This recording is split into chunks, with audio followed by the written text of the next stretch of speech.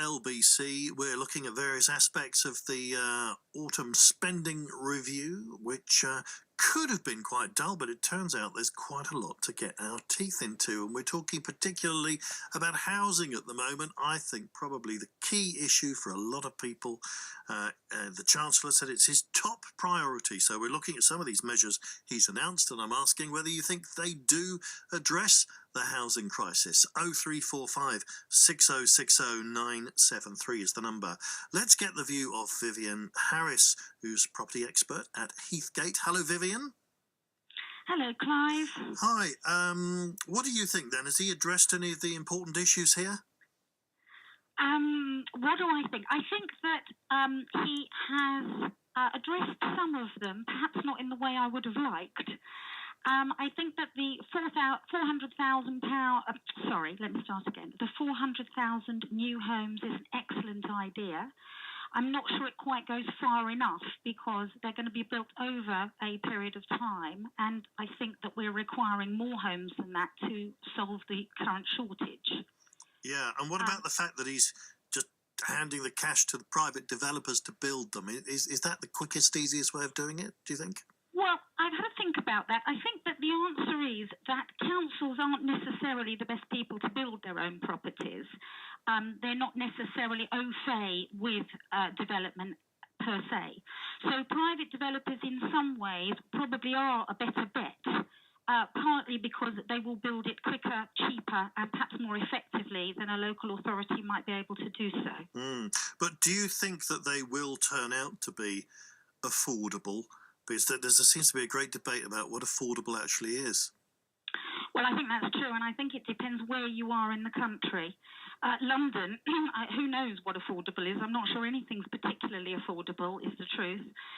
But when you go to the outer regions and West Midlands and further north, there's certainly a shortage of good quality stock for first-time buyers.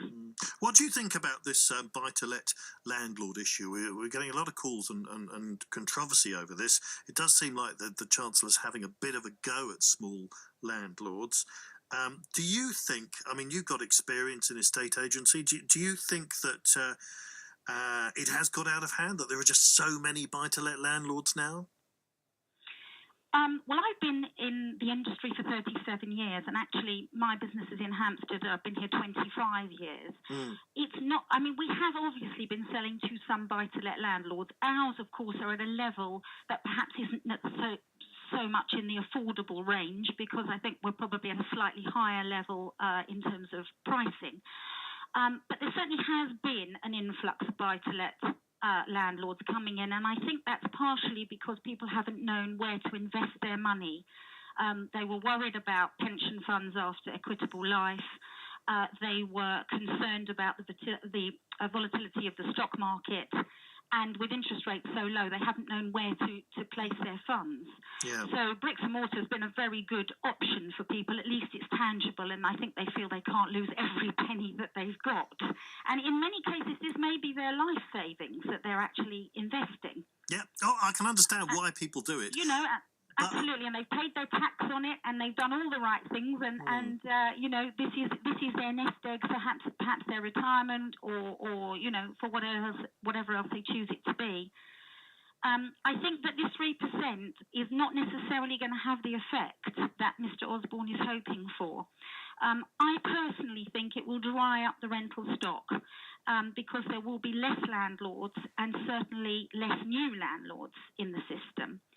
And in so doing, this will push letting prices up, and it won't help people wishing to rent. If you actually do the calculation, once you sort of see stamp duty getting to the levels of 10 to 12%, because we're adding on the 3% surcharge, it will become too expensive for investors to buy. And with mortgage interest undoubtedly going up, currently I think it's about 4% plus these days, and landlords no longer getting full tax relief, it won't be viable. Landlords are only earning approximately 3% yields on their rental investments in London currently, and I think it'll be unsustainable. Very interesting. Thank you very much, Vivienne Harris from Heathgate, for joining us. 0345 6060 973 for your view. Let's go to Andy in